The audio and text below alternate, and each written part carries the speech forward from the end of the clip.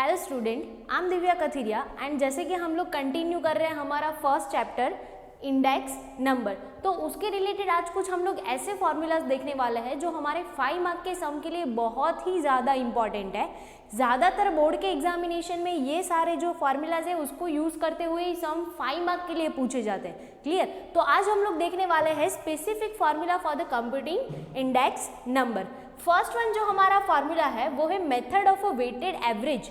It means कि अगर question में हमें कहीं पे भी वेट, इंपॉर्टेंस, रेशियो ऐसा कुछ दिखाई देता है तो हमें कंपलसरी वेटेड एवरेज ही फॉलो करना पड़ेगा। क्लियर? अब वेटेड एवरेज का फॉर्मूला क्या है? I is equal to summation I W divided by summation W. हम लोग वेट को डिनोट करेंगे बाई डब्ल्यू और जो हमारा सिंपल इंडेक्स नंबर होता है I, उसको हम लोग कैसे फाइंड कर सकते हैं? P1 by P0 into 100। ज़रूरी नहीं है गाइस कि हम लोगों को I और W का वैल्यू ऑलवेज दे ही दिया गया होगा। मे बी ऐसा हो सकता है कि I ना अवेलेबल हो, W ना अवेलेबल हो, या तो फिर दोनों में से कोई भी अवेलेबल ना हो। तो एट दैट टाइम हम लोगों को क्या करना पड़ेगा? I का वैल्यू जैसे हम लोग पहले फाइंड करते थे normally P1 by P0 into 100 वैसे कर सकते हैं, और अगर W अवेलेबल नहीं है तो हम लोग कैसे फाइंड कर सकते हैं? P0 into Q0। फिर हम लोगों को क्या करना है? P0 और Q0 का कॉलम का मल्टीप्लाई करना है और फिर उसका जो टोटल है वो लेके यहाँ पे समेशन W की जगह पे पुट करना है। क्लियर? फिर नेक्स्ट वन है लास्ट पेयर्स फॉर्मूला। ये जो लास्ट पेयर, पाशे और फिशर का फॉर्मूला है ये ज़्यादातर तीनों साथ में पूछे जाते हैं फॉर द 5 मार्क। क्लियर? अब फर्स्ट वन जो फॉर्मूला है लास्ट पेयर फॉर्मूला वो क्या है? Summation P1 Q0 divided by summation P0 Q0 and into 100। अब हम लोगों को ये तो पता ही है कि P मतलब प्राइस होता है, Q मतलब क्वांटिटी होता है, और 1 का मतलब क्या होगा? करंट ईयर, और 0 का मतलब क्या होगा? Base year. क्लियर? तो ये फॉर्मूला है लास्ट पेयर का फॉर्मूला। नेक्स्ट वन है पाशेस फॉर्मूला। पाशे का फॉर्मूला क्या है? Summation P1 Q1 divided by summation P0 Q1 and into 100। Same as it is यहाँ पे भी प्राइस, क्वांटिटी, बेस ईयर और करंट ईयर कंसिडर करना है। ये दोनों जो फॉर्मूला है उसमें हम लोगों को वैल्यूएशन कैसे पुट करना होता है? इन दोनों कॉलम का मल्टीप्लिकेशन करना होता है, फिर देन आफ्टर उसका क्या लेना पड़ता है? टोटल यानी कि समेशन करना है। क्लियर? फिर नेक्स्ट वन फॉर्मूला है फिशर्स का फॉर्मूला। फिशर का फॉर्मूला कुछ नहीं है, इन दोनों के वैल्यूज का यानी कि इन दोनों के आंसर का क्या है? सिंपली जियोमेट्रिक मीन है। क्लियर? यानी कि under root IL into IP।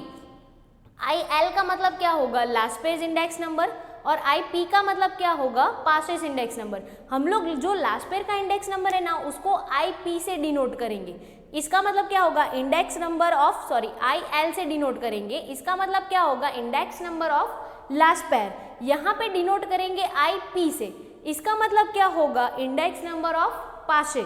और यहाँ पे हम लोग डिनोट करेंगे IF, इसका मतलब क्या होगा? Index number of Fisher. Fisher के इंडेक्स नंबर का और सेकेंड वन अनदर ऑप्शन हमारे पास अवेलेबल है। ये कर सकते हैं summation P1 Q0 divided by summation P0 Q0, यानी कि ये वाला जो पोर्शन है ना वो डायरेक्टली हम लोगों ने यहाँ से लिया है। क्लियर? फिर नेक्स्ट वन है into summation P1 Q1 divided by summation P0 Q1। ये वाला जो पोर्शन है ना वो हम लोगों ने डायरेक्टली यहाँ से लिया है पाशे में से, यानी कि ये जो पोर्शन है वो है लास्ट पेयर का, ये वाला जो पोर्शन है वो है पाशे का। फिर उन दोनों के मल्टीप्लिकेशन करने के बाद रूट निकालना है और देन आफ्टर हम लोगों को इंटू 100 करना है। क्लियर? यहाँ पे और यहाँ पे फर्क क्या है? यहाँ पे अंडर रूट निकालने के बाद 100 करना है, यहाँ पे 100 करना ही नहीं है। अब क्वेश्चन ये होता है कि यहाँ पे 100 किया है तो यहाँ पे क्यों नहीं किया? यहाँ पे गाइज हम लोगों ने किसका जियोमेट्रिक मीन लिया है? IL। IL का मतलब क्या होता है? ये पूरा वैल्यूएशन। IP का मतलब क्या होता है? ये पूरा वैल्यूएशन। इट मीन्स कि ऑलरेडी हम लोगों ने 100 वहाँ पे कंसीडर कर लिया है, जबकि यहाँ पे हम लोगों ने क्या किया है? सिर्फ इतना ही पोर्शन दोनों का कंसीडर किया है। इट मीन्स कि 100 इंक्लूड नहीं किया है, तो हम लोगों को यहाँ पे अंडर रूट निकालने के बाद 100 करना है। यहाँ पे क्या होगा? अगर आपको अंडर रूट के अंदर 100 डालना है तो दोनों के साथ इंटू 100 करना पड़ेगा। क्लियर? तो उससे बेटर है कि हम लोग वन टाइम ही 100 करेंगे। अब यहाँ पे ये बात ध्यान में रखनी है कि भाई लास्ट पेयर पासे जो इंडेक्स नंबर है उसका फॉर्मूला रिमेंबर कैसे करेंगे। क्लियर? क्योंकि ज़्यादातर 100 वाला कन्फ्यूजन रहता है, तो हमारे पास एक छोटा सा ट्रिक है कि हमारे पास 3 बंदे हैं। लास्ट पेयर है यानी कि IL, पासे है यानी कि IP, और फिशर है यानी कि एफ, ये 3 बंदे हमारे पास अवेलेबल है। जबकि ये फिशर इन दोनों को कंसीडर करता है ना, तो इसको हम लोग बना देते हैं head of the family. Clear? ये मतलब कुछ भी अगर हमारे घर में करना होगा ना तो इसको पूछ के करना पड़ेगा। और ये दोनों क्या है, भाई है। इसका मतलब क्या होगा कि भाई अगर एक बार लास्पेर को ना ज़रूरत थी कि भाई मेरे को थोड़े से पैसे चाहिए, लेकिन मैं फिशर से मांग नहीं सकता क्योंकि उससे थोड़ा बहुत मुझे डर लगता है, तो इसने क्या किया कि भाई पाशे से पूछा कि भाई अगर तेरे पास 1000 रुपीज़ है तो क्या तू मुझे कुछ दिनों के लिए पैसे दे सकता है। फिशर को ये बात पता थी लेकिन उसने कुछ बोला नहीं। उसने क्या किया, देखता था कि ये दोनों क्या करते हैं। पाशे ने ऐसा बोला कि मैं तेरे को पैसे तो दूंगा, लेकिन जब तू मुझे लौटाएगा, वापस देगा, रिटर्न बैक करेगा, at that time you have to give me 1101 rupees with interest. यानी कि जब तू मुझे वापस देगा तब तुझे मुझे इंटरेस्ट के साथ 1101 रुपीज़ वापस देना पड़ेगा। अब फिशर को ये बात पता चली कि पाशे अपने भाई से ही इंटरेस्ट ले रहा है, तो उसने क्या बोला कि भाई आप दोनों को जैसे झगड़ना है झगड़ो, लेकिन आप दोनों को मेरे अंडर में ही रहना पड़ेगा और एक ही साथ एक ही घर में रहना पड़ेगा। क्लियर? अब इस स्टोरी को यहाँ से फॉर्मूला के साथ कनेक्ट करते हैं। पहले हम लोग कंसिडर करते हैं लास्पेर का फॉर्मूला। लास्पेर का फॉर्मूला हमारे पास कौन सा वाला होता है, हम लोग पहले उसका कंसिडरेशन करते हैं। हम पहले सिर्फ पी क्यू लिख देंगे, summation P Q, summation P and Q. Clear? और इंटू 100, इतना तो हमें रिमेंबर रह ही सकता है। अब लास्पेर ने पैसे कितने मांगे थे, 1000, यानी कि यहाँ से लिखना हमें शुरू करना है 1000। हो गया लास्पेर का फॉर्मूला। यहाँ से आप देखो, कंपैरिजन करो, P1 Q0, P1 Q0, P0 Q0, P0 Q0। Clear? अब हम लोग ट्राई करते हैं पाशे का formula. Same as it is हम लोगों को PQ और समेशन लिख देना है एन इंटू 100। पाशे ने वापस कितने मांगे थे पैसे, 1101, यानी कि यहाँ से लिखना शुरू करते हैं 1 1 0 एंड 1। अब आप देख सकते हो कि ये फॉर्मूला और ये फॉर्मूला दोनों एक सेम ही हो गए, कंपैरिजन करो। क्लियर? अब हम लोग देखते हैं फिशर का फॉर्मूला। फिशर ने क्या बोला था कि आप दोनों को मेरे अंडर में ही रहना है, एक ही घर में रहना है। एक ही घर में किन को रहना है, लास्पेर और पाशे को। क्लियर? ये फॉर्मूला भी हो गया। आप ये फॉर्मूला भी यूज़ कर सकते हो और ये फॉर्मूला भी यूज़ कर सकते हो। जब तीनों को फाइंड करने के लिए बोला गया होगा तब ये फॉर्मूला हमारे लिए बहुत ही ईजी रहेगा, और जब हम लोगों को सिर्फ फिशर बोला गया होगा तभी हम लोग ये फॉर्मूला यूज़ करेंगे। क्लियर? अब अकॉर्डिंग टू 2 मार्क की थ्योरी एक क्वेश्चन बहुत ही ज़्यादातर इंपॉर्टेंस है और बहुत टाइम पूछा गया है, फिशर्स इंडेक्स नंबर को हम लोग आइडियल इंडेक्स नंबर क्यों बोलते हैं। ये जो फिशर का हम लोगों ने फॉर्मूला में हेड ऑफ द फैमिली बनाया था, ऐसे तो बनाया नहीं होगा हम लोगों ने, तो उसका जो क्वेश्चन है वो 2 मार्क के लिए मोस्ट इंपॉर्टेंट थियरी है। अब क्वेश्चन क्या है, Fisher's index number is called an ideal index number due to the following reason. हम लोग सिर्फ उसको ऐसे ही आइडियल इंडेक्स नंबर नहीं बोलेंगे, उसके कुछ बहुत सारे रीजन है जिसके वजह से हम लोग उसको आइडियल इंडेक्स नंबर कंसिडर करते हैं।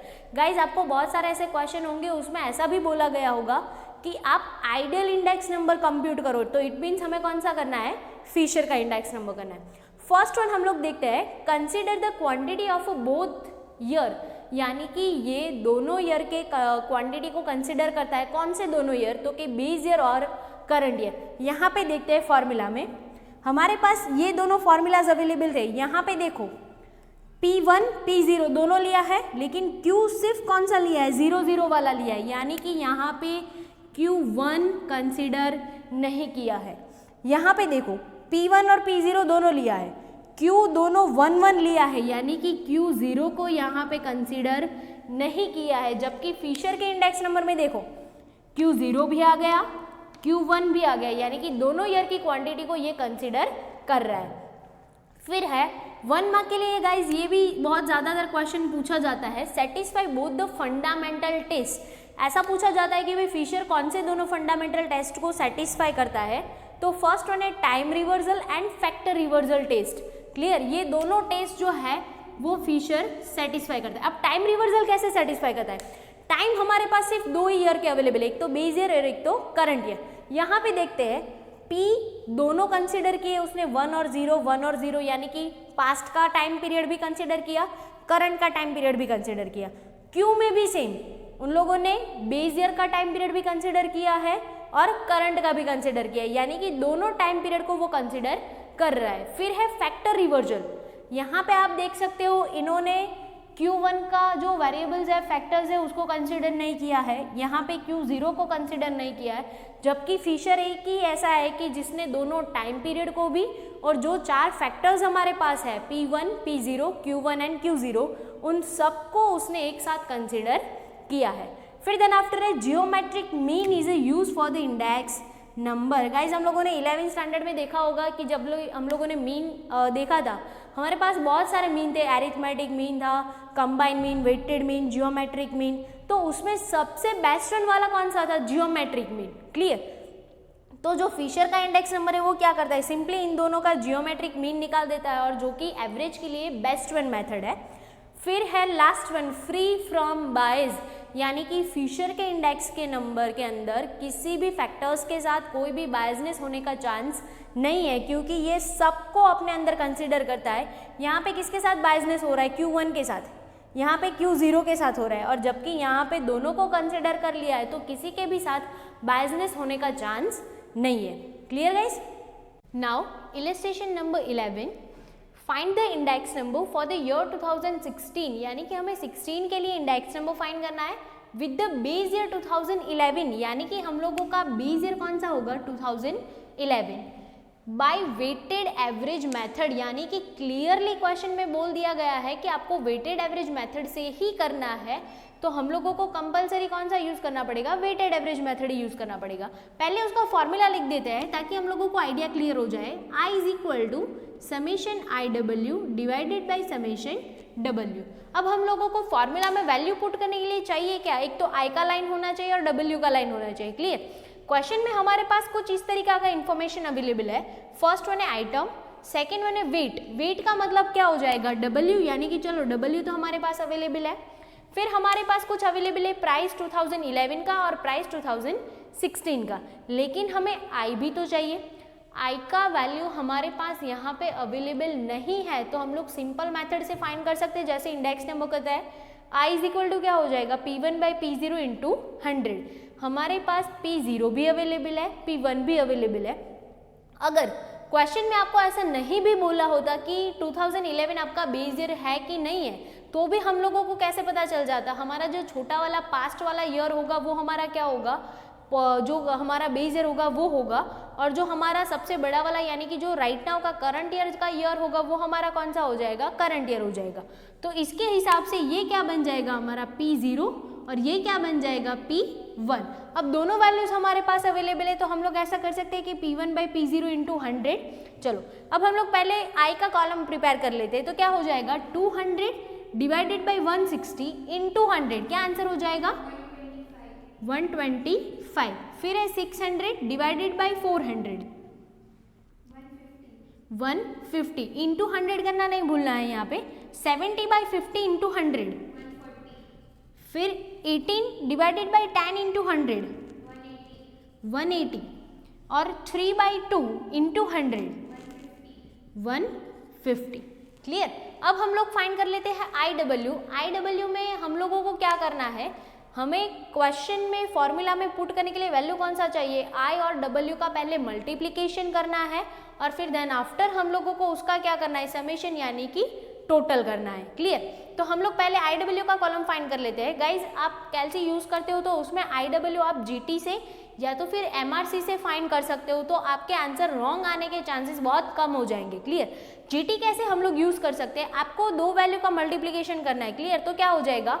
पहले हम लोग ये करते हैं कि I और W, यानी कि हमें ये दो कॉलम का मल्टीप्लिकेशन करना है, I का और W का। क्या हो जाएगा? 125 और 40। तो हमें क्या करना है? 125 इंटू 40, फिर क्या प्रेस करना है? इक्वल टू, फिर और कुछ प्रेस नहीं करना है। फिर वापस आप जब सेकेंड वैल्यू ट्राई करोगे 150 इंटू 25, तब आपको जो आगे का कैलकुलेशन है उसको रिमूव नहीं करना है, आपको एज इट इज वापस क्या कर देना है? 150 इंटू 25।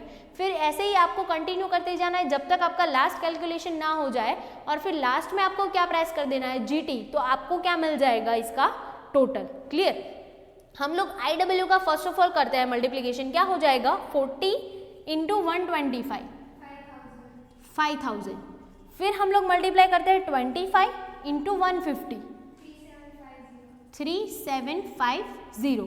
फिर देन आफ्टर हम लोग करते हैं 5 इंटू 140 700, फिर 20 इंटू 180 3600, और फिर लास्ट है 10 इंटू 150 1500। सबका टोटल मिला के कितना हो जाएगा 14550, यानी कि हम लोगों को टोटल मिल गया।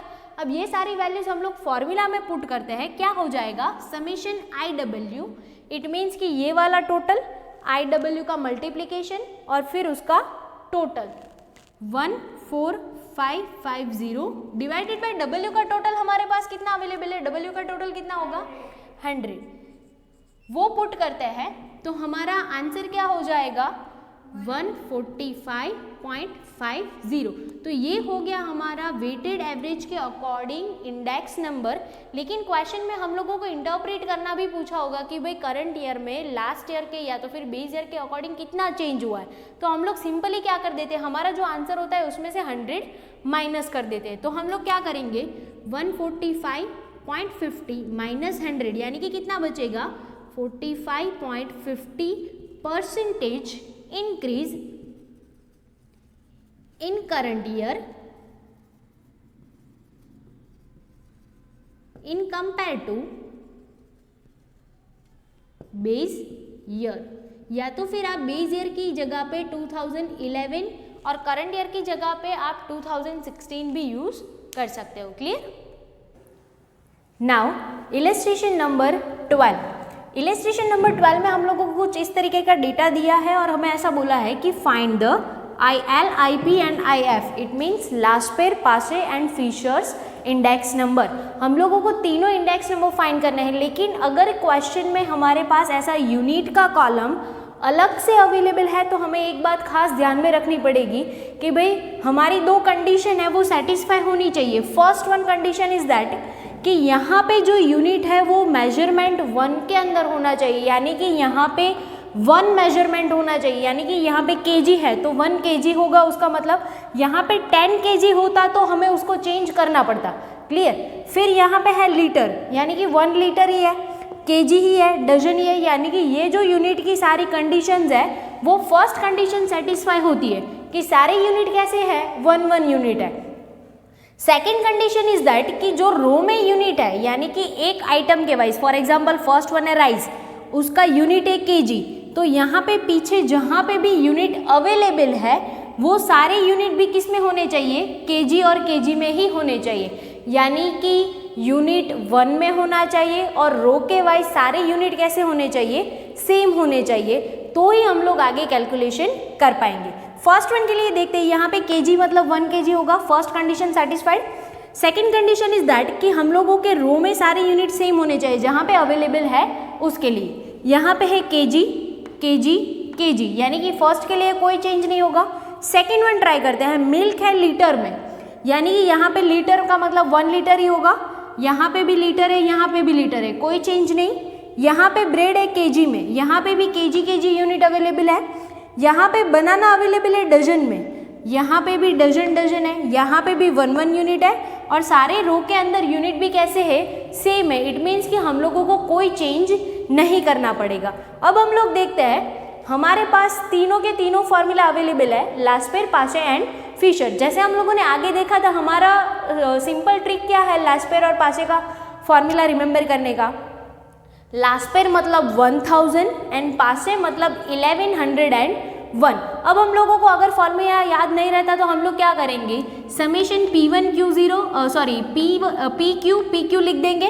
फिर हम लोग यहाँ से लिखना शुरू करेंगे 1000 1 0 0 and 0। Same as it is for Paasche, हम लोग पहले PQ लिख देंगे समेशन, फिर क्या लिखेंगे 1101, यानी कि 1 1 0 एंड 1। क्लियर? और फिशर तो क्या है, इन दोनों का सिंपली जियोमेट्रिक मीन है। अब हम लोग आगे कैलकुलेशन करते हैं। फर्स्ट ऑफ ऑल लास्पेर में वैल्यू पुट करने के लिए हमें क्या चाहिए, न्यूमरेटर में P1 एंड Q0 का मल्टीप्लिकेशन करना है, फिर उसका समेशन यानी कि टोटल लेना है। तो हमारे पास कौन सा कॉलम होना चाहिए, P1 एंड Q0 होना चाहिए। इसका मतलब क्या होगा, हमें P1 और Q0 का मल्टीप्लिकेशन करना है। अब क्वेश्चन में आप देखोगे तो हमारे पास ये 4 कॉलम अवेलेबल है, ईयर 2016 का डेटा है और 15 का है। हमें पता है जो छोटा वाला ईयर होता है वो हमारा क्या होता है, बेस ईयर होता है, और जो करंट होता है वो करंट ईयर, यानी कि ये 00 नोटेशन वाले इन्फॉर्मेशन होंगे, ये 11 वाले होंगे। यहाँ पे 2016 उसका प्राइस यानी कि P1, 16 क्वांटिटी यानी कि Q1, यहाँ पे है 15 का प्राइस यानी कि P0, 15 का क्वांटिटी यानी कि Q0। अब हम लोग मल्टीप्लिकेशन करते हैं, हमें क्या करना है, P1 एंड Q0 लेना है, यानी कि P1 Q0 फर्स्ट और लास्ट कॉलम को मल्टीप्लाई करना है। मल्टीप्लिकेशन करते टाइम आपको यहाँ पे अंदर जो यूनिट्स दिए हैं वो रिमेंबर उसको कंसिडर करने की ज़रूरत नहीं है। फर्स्ट वन हम लोग करते हैं 40 इंटू 1 क्या होगा, ऑफकोर्स 40। फिर नेक्स्ट वन है 44 इंटू 12 528। फिर देन आफ्टर है 50 इंटू 2 100। फिर है 36 इंटू 2, टोटल क्या होगा उसका 740। चलो फिर है P0 एंड Q0। अब हम लोग देखते हैं डिनोमिनेटर में कि हम लोगों को कौन सा वैल्यू चाहिए, P0 एंड Q0 का वैल्यू चाहिए। तो हम लोग क्या करेंगे, P0 और Q0 यानी कि ये दोनों कॉलम का हम लोगों को मल्टीप्लिकेशन करना है, क्या होगा 39 इंटू 1 39। फिर है 40 इंटू 12 480। 45 इंटू 2 30 इंटू 2, टोटल क्या होगा उसका 669। अब हम लोगों का लास्ट पेयर का तो कंप्लीट हो गया। अब हमें पासे के लिए भी वैल्यू पुट करने के लिए वैल्यूएशन चाहिए। हम लोग क्या करेंगे, पहले हमें कौन सा मल्टीप्लिकेशन चाहिए, P1 एंड Q1 का, जिसका मल्टीप्लाई करके फिर लास्ट में हमें टोटल कंसीडर करना है। क्लियर, यानी कि 1 वाला हमें मल्टीप्लिकेशन करना है, यानी कि फर्स्ट एंड सेकेंड कॉलम का 40 इंटू 1.5 60। फिर है 44 इंटू 10 440। 50 इंटू 1.5, फिर देन आफ्टर है 36 इंटू 1.5। चलो लास्ट का टोटल कितना होगा 629। और फिर देन आफ्टर है हमें यहाँ पे डिनोमिनेटर में चाहिए P0 एंड Q1, यानी कि P0 Q1 इन दोनों का मल्टीप्लिकेशन करना बनेगा। 1.5 इंटू 39 58.5। फिर है 10 इंटू 40, फिर 1.5 45 67.5। फिर देन आफ्टर है 1.5 इंटू 30, लास्ट का टोटल क्या होगा 571। अब ये सारे वैल्यूएशन हम लोगों को मिल गए। अब हमें क्या करना है, सिंपली हमारे पास जितने फॉर्मूलाज अवेलेबल है उसमें वैल्यू पुट करते हैं। पहले हम लोग पुट करते हैं टोटल P1 और Q0 का, P1 और Q0 उसका टोटल 740, यानी कि 740 divided by P0 and Q0 का टोटल, P0 Q0 उसका total 669 and into 100, what is the last answer 110.61। Clear. फिर नेक्स्ट वन हम लोग देखते हैं पाशे का, P1 Q1 का टोटल हमें पुट करना है। P1 Q1 कितना टोटल है 629 divided by P0 and Q1, P0 and Q1 571 and into 100, what is the last answer 110.16। अब सिंपली हमें क्या करना है, हमें वो बड़ा वाला फिशर का फॉर्मूला नहीं पुट करना है। हम क्या करेंगे, इन दोनों के आंसर ले लेंगे और फिर यहाँ पे इसका जियोमेट्रिक मीन निकाल लेंगे। क्या हो जाएगा, उसका आंसर हमारे पास अवेलेबल है। लास्ट पेयर का हमारे पास आंसर है 110.61 इंटू पासे का है 110.16। What is the last answer 110.38। Guys हमें यहाँ पे ये एक बात खास रिमेंबर करनी है, जो फिशर का आंसर होगा वो always lie between the answer between the last pair and पासे, यानी कि फिशर का जो आंसर है वो ऑलवेज इन दोनों के बीच का आंसर ही होगा। आप चेक कर सकते हो 110.61 ये 16 है और ये 38, यानी कि इन दोनों के बीच में आता है। तो अगर आपका ऐसा नहीं आंसर आता है तो हमें एक बार चेक करना बनता है। क्लियर। अब आ रही है हमारे इंटरप्रिटेशन की। इंटरप्रिटेशन हम लोग क्या करेंगे कि भाई बेस ईयर के कंपैरिजन में करंट ईयर में क्या चेंज हुआ है। क्लियर। तो हम लोग सिंपली क्या कर देते हैं, हमारे जो आंसर होते हैं उसमें से हम लोग 100 माइनस कर देते हैं। यहाँ से 100 माइनस करोगे तो आपके कितने percentage changes up and down होंगे, 10.61% increase in current year in compare to base year. Same it as it is for Paasche. Paasche में भी कितना चेंजेस होने वाला है, 10.160% increase in current year, it means in 2016 in compare to base year. कौन सा है हमारा, base year 2015। Clear. Same as it is for Fisher. यहाँ पे कितने परसेंटेज इंक्रीज और डिक्रीज होने वाला है, 10.38% इंक्रीज इन करंट ईयर यानी कि 2016 in compare to base year 2015। Clear guys. तो ये हो गया हमारे पूरे 5 मार्क का सम। यहाँ पे एक बात कंडीशन खास रिमेंबर करनी है, यूनिट और रो के बारे में हमें खास चेक करना है। यहाँ पे तो चलो सिंपली आपको सब कुछ सारी कंडीशन सेटिस्फाई कर रहे थे, लेकिन एग्जाम में ज़्यादातर चांसेस जो अलग अलग यूनिट्स होंगे ना उसके ही रहता है, तो उसके लिए भी हम लोगों को खास ध्यान रखना है। क्लियर।